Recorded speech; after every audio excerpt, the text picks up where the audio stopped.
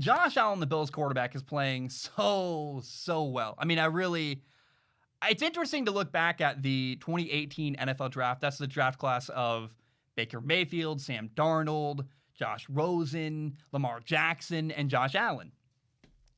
And in my opinion, Josh Allen is the best quarterback from the 2018 NFL draft class. And I did not believe I would be saying that 3 years later. But that's exactly what we're seeing. And I know that's even more controversial because Lamar Jackson won the NFL MVP last year. You go, well, Josh Allen, where's Josh Allen's MVP award? I understand that. I think awards are great, and I think Lamar was amazing last year. But I'll tell you what, if I look at how Lamar is playing right now and how Josh Allen is playing right now, I would rather have Josh Allen. But it is also very close. I mean, clearly, I think the two best quarterbacks of the NFL draft from 2018 were Lamar Jackson and Josh Allen. And I think what's really more interesting is that somehow Josh Rosen was drafted ahead of Lamar Jackson. Now, it helped Lamar Jackson to go to a good team where they had Joe Flacco. He could sit for a while, go to a good roster. I don't know how Lamar would have done on the Cardinals. I'm sure it would have done better than Josh Rosen did. So Josh Rosen was drafted by the Cardinals like 10th overall. And it's crazy that he was drafted, has done terrible and nothing in his career. And Lamar Jackson won the NFL MVP last year. So again, Josh Allen in Buffalo and Lamar Jackson in Baltimore, they're the two best quarterbacks from that draft class. But I would take Josh Allen in Buffalo over everybody else from that draft class. And there are three reasons why this has happened. I know it's confusing. There's a lot of Joshes. I just said, I don't know why everyone names their kid Josh. I don't know. There's a joke in there somewhere. I'm not going to say it.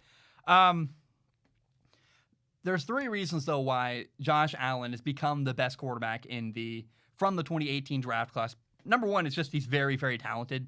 He's got a huge arm. He's very accurate.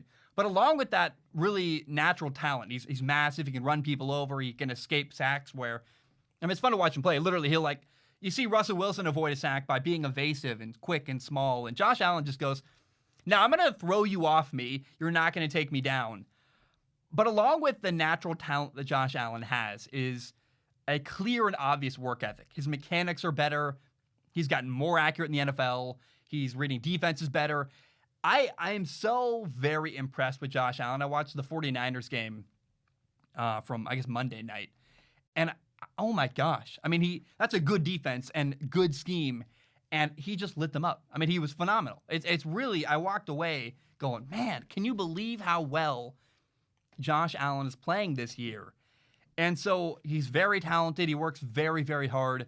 But the third reason why Josh Allen, I have to admit this, why he succeeded is because he was given a great situation.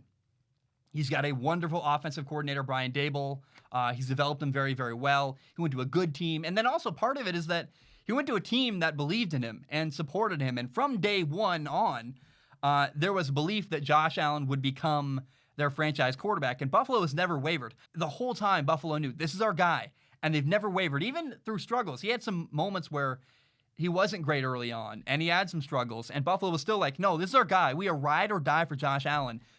And having that kind of support and that kind of belief and having an organization and a fan base have that much confidence in you certainly makes your job easier. I mean, you have to compare the situation of Josh Rosen, who was replaced after 1 year, with very similar numbers to Josh Allen in year one, or watching Sam Darnold get the tar beat out of him every single week on the Jets. You have to acknowledge that some of why Josh Allen has developed into what he is because of the situation around him. But a large part of it, most of it is just his work ethic and his talent. But his work ethic is what I'm very, very impressed with. We've seen so much growth from Josh Allen this year. And I love it, man. I just go, man, I'm so very impressed. Now, the next kind of storyline coming up for the Bills is whether or not their offensive coordinator, Brian Daboll, is going to stay after this year. If I am Buffalo, I'm going to pay Brian Daboll whatever he wants. Give him head coach money to keep him there. Pay him anything because he's developed your young quarterback. He's part of why your offense is great. And I think here's the key, though. It's not just that they developed. I mean, I'm sure that Josh Allen could get another coach and eventually do well. But here's what I would be concerned about. Buffalo has a very brief window right now where they are a very, very good football team. They're 9-3. And even if Buffalo doesn't win a Super Bowl this year in 2020, their window's open for a little while where they've got a really good young group of core players. And I mean, even after their window will close eventually, they'll still be very good because Josh Allen is going to be good for, it looks like, a long, long time. But right now, you have this foundation of core young players who are very talented, and I would be really anxious to capitalize on that. Where, again, a Super Bowl window is open very briefly and will close very quickly. Look at the Cowboys a couple years ago. Their most opportune moment to win a Super Bowl was Dak Prescott's rookie year. The window was open, and bam, it closed. And I don't know that they're gonna be able to open that window to win a Super Bowl again for a long, long time. And so, if you're the Buffalo Bills, you have to recognize you got an opportunity here to do something incredibly special. And Brian Daboll is part of that, your offensive coordinator.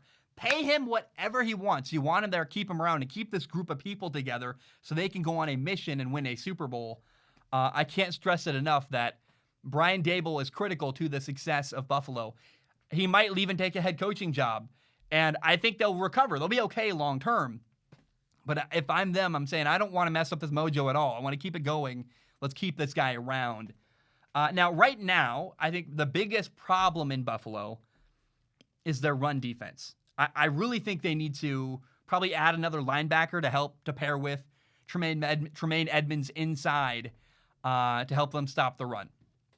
They got their defensive line is okay, but the linebacker position is really what I think they need to work on.